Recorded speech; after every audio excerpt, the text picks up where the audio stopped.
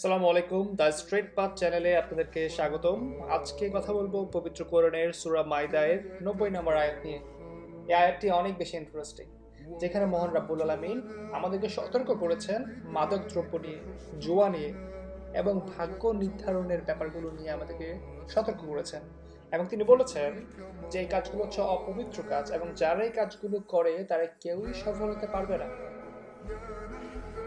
চিন্তা করে দেখেন, তিনটা চারটা পয়েন্ট এখানে। মাদক দ্রব্য, যে কোনো ধরনের নেশা জাতীয় দ্রব্য, এটার মধ্যে অনেক কিছু হতে পারে। সিগারেট হতে পারে, জর্দা হতে পারে, গাঁজা হতে পারে, মদ হতে পারে, অনেক কিছু হতে পারে।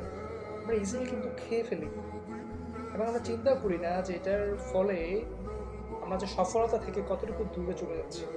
সফলতার সঙ্গে অনেকভাবে হতে পারে, যেমন আখিরাতের সফলতা তারা কখনোই পাবে না যতক্ষণ না পর্যন্ত তারা তওবা করে সঠিক পথে ফেরত আসবে।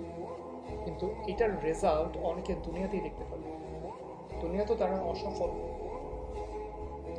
আমার দেখা আজ পর্যন্ত যারা জুয়া খেলে, বাজি ধরে, এই জিনিসগুলোর সাথে যারা ইনভলভ, তারা কেউই কোনোভাবেই হ্যাপি নয়। তারা না মানসিকভাবে হ্যাপি না শারীরিকভাবে হ্যাপি। কখনোই তারা হাসি খুশি আমি তাদেরকে দেখি না। তাদের অবস্থা ধ্বংসের দিকে।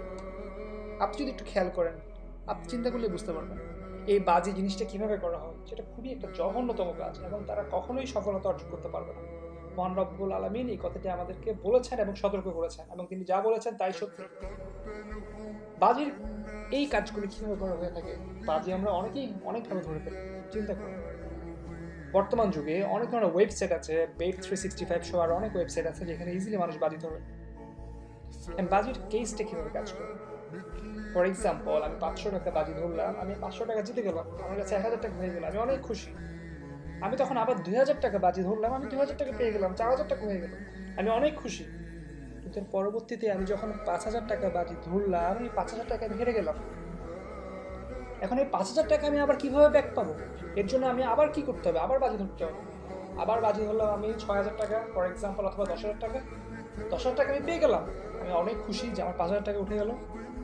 এরপরে আমি বাজি ধরলাম 15,000 টাকা, 15,000 টাকাই লস। তাহলে চিন্তা করেন, আমি শুরু করলাম 500 টাকা দিয়ে, 500 টাকা জিতলাম, খুশি হলাম, কিন্তু 15,000 টাকা আবার আমি হেরে গেলাম লাস্টের দিকে।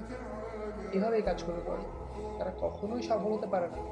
অল্প যখন তারা টাকা ব্যাক পায় তখন তারা অনেক খুশি হয়ে যায়, কিন্তু আলটিমেটলি তারা হচ্ছে লুজার। একটু চিন্তা করলে বুঝতে পারবেন। এবং তারা যে পরিমাণে স্ট্রেসে থাকে এবং মানসিকভাবে কখনোই তাদেরকে আপনি হ্যাপি থাকতে দেখবেন। তারা রিজিক থেকে অনেক বেশি দূরে চলে যায়। সফলতা তাদের জন্য নয়। সুতরাং যারা এই কাজগুলোর সাথে ইনভলভ, আমাদের উচিত আজকে থেকেই আমরা তওবা করে আমরা এই কাজগুলো থেকে ফেরত আসবো। চিন্তা করে দেখেন, আমাদের আশেপাশে অনেক মানুষ আছে যারা সিগারেট খাচ্ছে, অনেক অনেক মানুষ। অনেক অনেক মানুষ আছে যারা জর্দা খাচ্ছে, স্পেশালি মহিলারা, অনেক মানুষ জর্দা খাচ্ছে। তাদের মধ্যে কোনো কিছুই চিন্তা নেই যে এর ফলে তারা যে সফলতা থেকে পিছনে পড়ে যাচ্ছে। মহান রব্বুল আলামিনকে একটু ভয় করা উচিত।